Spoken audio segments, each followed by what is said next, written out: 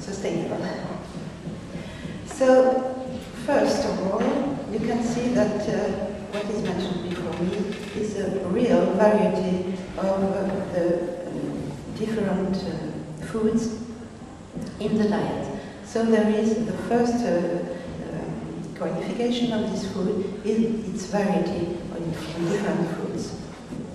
There is also some dietary practices which are specific of Mediterranean countries.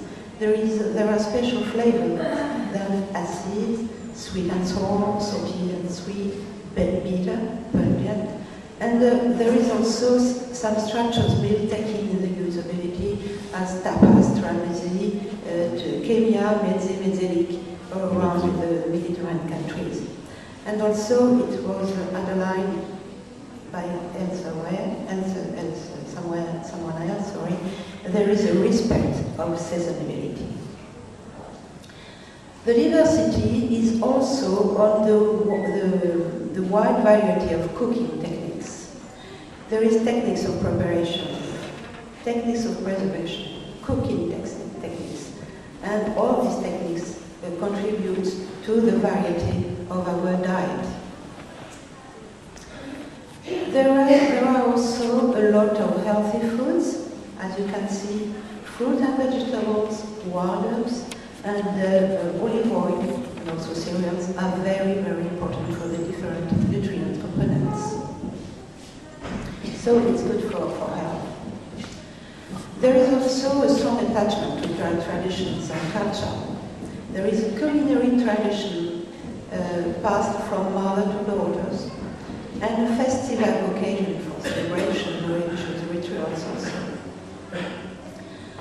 And a historical product, a traditional one, typical, is rooted in a society surrounded by know-how, and it becomes a really heritage product.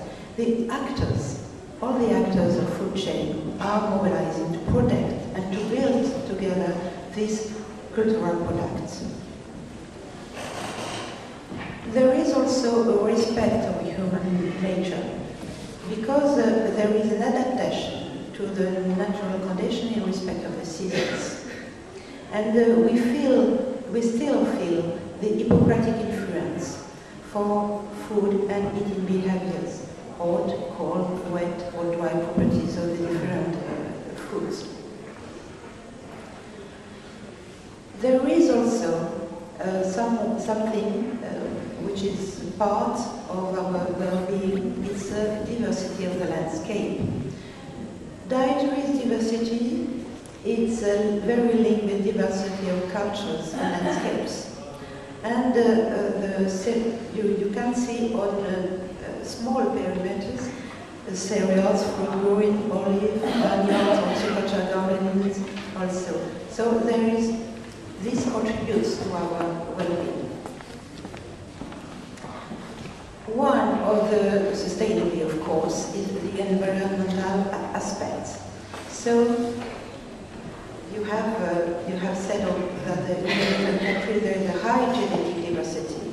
It's very important to preserve them, because we ignore what is our genetic our genetic future needs. And when we change our eating habits, there is an abandonment of local varieties and a cultural degradation of specific products. So the economic value of the loss of biodiversity neglects the crucial roles it plays in food security and the role it plays in medicine also. When we speak environment, we have to make some reasoned choices every day that preserve natural resources like water, virtual water consumed, water resources, foodstuff like material primary energy. When you see, for instance, the calculation from FAO, you see that virtual water to obtain 1 kilo of beef, for instance, is 15,000 liters of water. To make 1 kilo of tomatoes, it's only 150 liters. So there is a very, very big difference. And if you want to maintain, to preserve our environment, you have to make some good choices. As you can see, a Westerner consumer has an influence of 4,000 liters per day, and a vegetarian consumer has only an influence of 1,500 liters per day. When we speak environment, we have also to consider a way of production and an organization of the markets. We have actually some absurd transport costs.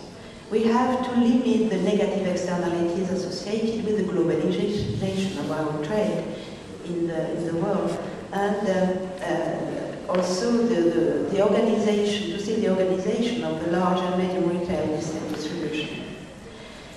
When we speak of local foods, I'm not sure that the sea of the greenhouses in the south of Spain are really sustainable. When you know that the pollution level are equivalents between the fruit and vegetable growing, controlled greenhouses, as the fruit and vegetable airlifted from South America, for instance. So we have to think about this when we speak of environment.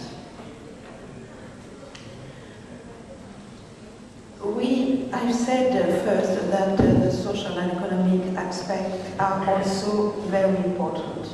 But at this time, I can say that we have no tools taking into account the social and economic impact of a product all along its life cycle.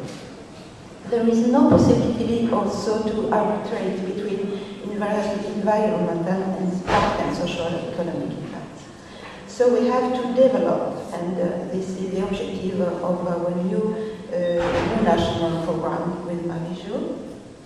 We have to develop a standard social quality in criterion based on the human capital, the economical aspects of the sharing of the chain value, the prices, the investment, but also the social aspect. What is about the equality? What is about the human rights in the production and in the trade? So there is hotspots all along the food chain.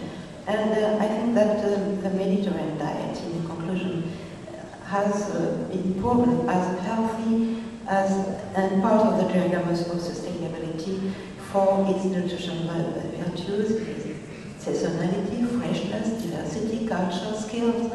But is it therefore necessary to promote for itself? I think that we have to use its qualification to apply them to other cultural backgrounds, and we have to deepen the researches about the food chain in Mediterranean countries. Thank you very much.